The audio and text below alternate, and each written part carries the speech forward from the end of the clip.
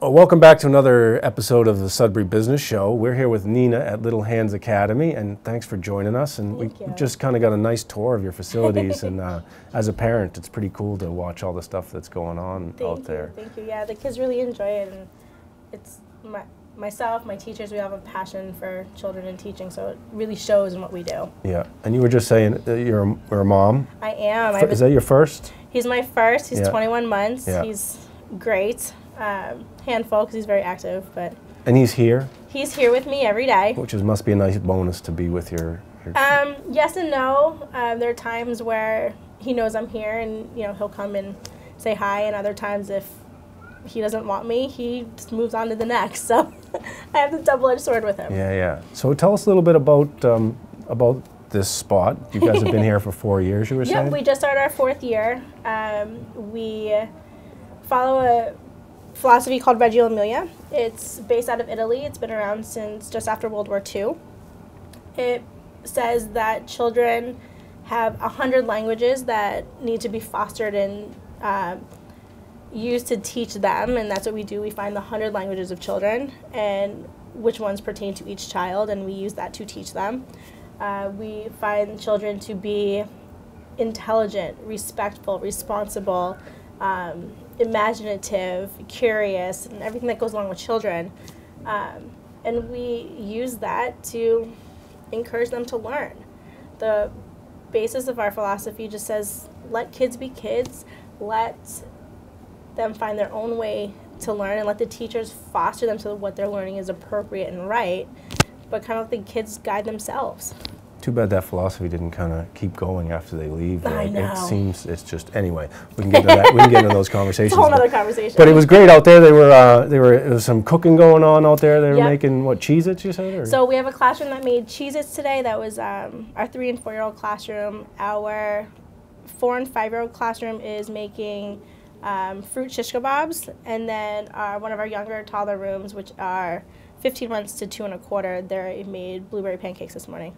Friday's a big cooking day with us. Yeah. Well, when we were out talking before we sit down here, you were talking about it being a boutique sort of.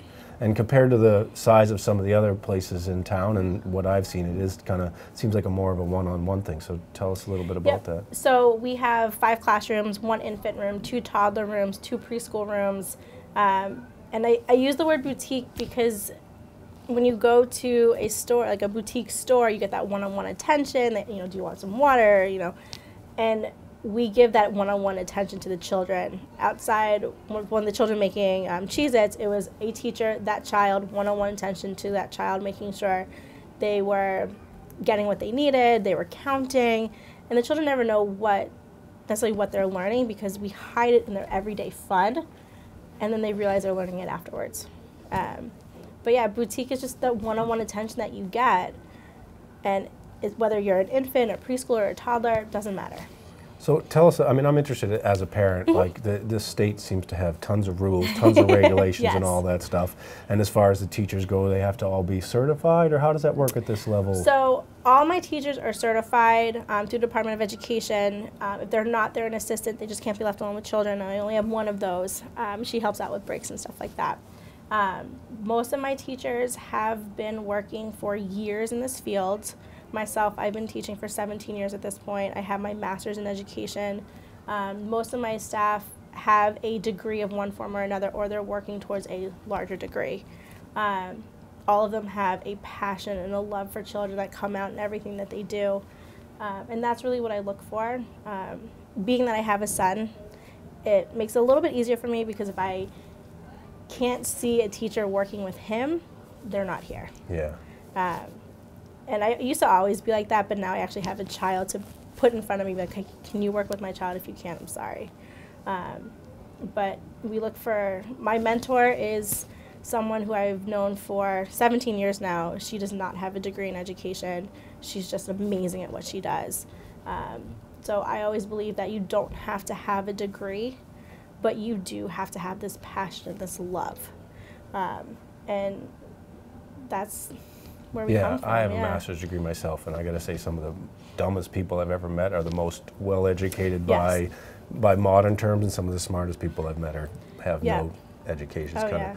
It's a strange thing. But tell us a little bit about like the average day here. When do the kids start showing up? And Yep. So we cross between a preschool as well as a daycare. Daycare because our hours are 7:30 to 6. Preschool because we do educate every single child that walks in this door. Most of our children come in between 7:30 and 9. So they'll have their free play, activities will be open. We have sensory tables that are usually open in every classroom. And then around 9:15, 9:30, they'll get into their snack time because, of course, children have to eat every couple of hours. So they have snack time, and usually just cereals, crackers, organic and local fruits and vegetables as always. These guys are treated like my son. He gets local and organic as much as possible. We're actually working with one of the local CSAs in town to have gardens on our playground.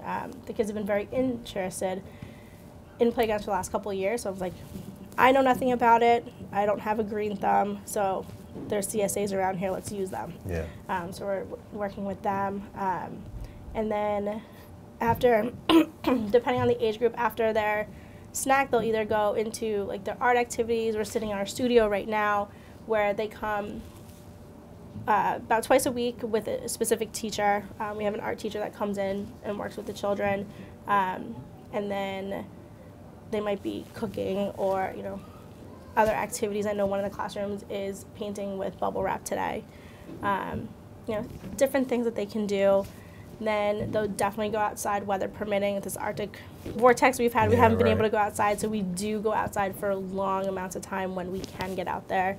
They all have lunch around noon. We have families that pick up at 1 o'clock. After that, there's nap time, snack, and free play again.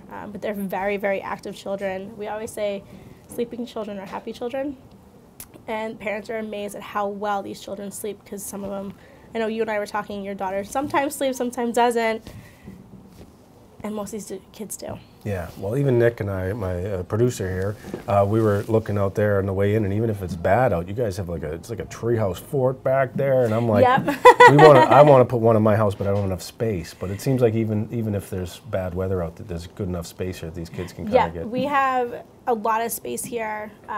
It's always deceiving from the front. Yeah. We do go back far. We also have an upstairs that the children are able to use. We have 2 playgrounds out back, depending on what age group the children are. And the fort you're talking about that's out there, my husband actually put it together. So we do, I like to say we're very family oriented. We know that the children are here, usually because the parents have to work. And we know that because you guys are at work, they have to be somewhere where you're comfortable, they're comfortable. And we do foster not only the child, but the family as a whole. I was having conversations with a parent this morning for 45 minutes about behavior they're seeing with their child at home. I have parents sitting in my office for 2 hours telling me their life stories, and I like that. I want the parents to be as open as possible with us because it makes the communication so much easier on both ends. And being that we're so family oriented, my husband made the fort that's out back. My parents are always here. They live out west. They always come in and they help out here too. So it's not just the school family; it's also personal families too. So before we get like a tour of the big facilities, if people are interested in finding out more about it, you obviously have a website. We do have a website, yep. It's www.lhasudbury.com, and they can find out a lot of information on there. We have most information that parents are looking for, as well as contact information. And I'm always here, so that every time the phone rings, they usually get me anyway. All right. Well, you guys got a Facebook page too, you said? Oh, you know what? Yes, we do. We have a Facebook page. It's Little Hands Academy. Just be careful because there's a Little Hands Academy in Texas and one in Sudbury. Of course, we're the one in Sudbury. But everyone's more than welcome to go on and check out what we do. We kind of use it as a portfolio so our parents can see what the children are doing the day they're doing it or maybe a day later. But there's so much information on there about what we do throughout the day. Yeah. Well, if you have a child or are thinking of having one, give Nina a call down here and find out more about what they offer. And so far, it's a pretty interesting spot. So we should get a little tour of it. Yeah, and, absolutely. See how it goes. So this room here is your infant room? Yep. So this is the one infant room we do have. We have 7 infants in here at most, and they sleep when they're tired. They eat when they're hungry. I know I think they're hiding in the corner, but they are in here. Is it a segregated thing? Do you keep the younger kids away from their? So the state has age groups that every child can be in. Okay. So they kind of dictate what goes on. All right. This room's segregated between sleeping and non-sleeping. Okay. You can see we have one child asleep. We have a couple of children awake. So kind of just. That's what I always wonder with my daughter's daycare. I'm like, really? You put all the kids down at the same time? How does that work? It just doesn't seem like it's feasible. Yep. So the infants, it's completely their day, their schedule, or whatever the parents tell us. Okay. Whereas down the hall, they are more on a schedule of eating at a certain time and sleeping at a certain time. These guys are just, they're not there yet. Yeah. And they're still little. So it makes it easier for us for them to dictate to us instead of us dictate to them. Yeah. So. Do you want to head down the hall? Sure, let's go. Let you go there. Yep. So down here is the rest of the school. We're very open. We do work as a little community. We're like cheers where everyone knows your name. So this helps us because we have the half walls. This first classroom you're seeing is a young preschool room. So these are 3- and 4-year-olds. They're actually in their morning meeting right now. What their morning meeting entails is days of the week, the months. They're also working on letters. So every week they get different letters or numbers. This week is the letter O and the number 8. So they will pick out words that begin with whatever letter is there. And then usually on Fridays, they will make a story out of those words, which is usually hysterical because none of the words ever go together. Yeah. But it's whatever they want to do. But these guys, they're a really great bunch. You can see, as we go around, you'll see pictures of the children's artwork, pictures of the children around. And we never worry about the end product. We always worry about the process that gets them there and what they're thinking about and stuff like that. You said it's a pretty sort of quiet week because it's school vacation week? School vacation week, so it is quiet, but it's also nice. Yeah, I mean, how many kids on average during a regular week would be in here? So we have 60 children altogether. Okay. We do have part-time families, we do have full-time families, but there are 60 children and about 45 to 50 families because we do have a lot of siblings. Okay. We have a lot of parents who are teachers themselves. We have doctors, we have lawyers. We have a really good mix of backgrounded parents around here. So. Want to head down the hall and see the next spot down here? This room over here, this is our 2 to 3-year-old room. They're very, very active, so they have climbing instructor in their classroom, which they have clearly destroyed because they've been climbing all over it. Yeah. But these guys, they're the ones who painted with bubble wrap this morning. Okay. And they put it, we have sleeves of bubble wrap, so they just gotta, put it on their hands and got to feel how it works and stuff like that.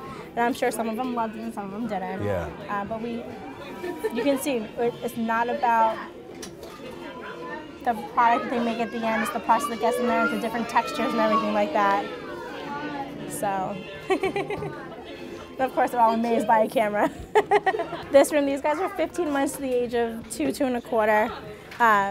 They made it chocolate puffy paint. And they also made the blueberry pancakes this morning. So this is what you see here. This is all drying. But now they're helping to clean up because they made a mess. Granted, they're toddlers, so they don't always clean up very well, but we do try. Yeah. They also love to dance, so I know that's my little guy over there. He loves to dance, so. But this is also our most academic room out of everybody because they are getting ready for kindergarten. You got some fruit kebab making going on They over have there? fruit kebab with, I think it's fruit and cheese and stuff like that they'll have. But their day is more academic. I know they were working on writing letters and numbers. And we work on building blocks. So our older toddler room, which is our 2 and 3-year-old room, they realize that they're letters in the world. Whereas our younger preschool, which are our 3 and 4-year-olds, they learn their letters and start putting them into words, where these guys are taking those words and making sentences. Yeah. And that's the way we work with almost everything. Everyone has building blocks they work on with the next classroom. Kayla and I, who's one of the teachers in here, went over to one of the Sudbury elementary schools. We talked to kindergarten teachers, which was great because we got to see that what we are doing in our school and what Kayla and her co-teacher Monica is doing in their classrooms are exactly what they would love to have kids come in with. They really just say, hey, look, we know we have kids coming in that either have been to school, have not been to school, so we want respectful children. We want children that know how to play with each other and, problem solve.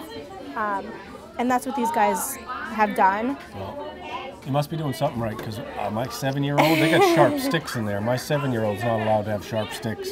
Yep. He'd be in trouble at this point. These guys, like I said, they're a really good bunch. They work really well together, and they're going to be more than ready for kindergarten. Yeah. They're already going in. A lot of them go in knowing how to read, and it's not because we do anything. It's because they are telling us they want to learn how to read, so we're just fostering it. It's all part of the philosophy. It's going with them.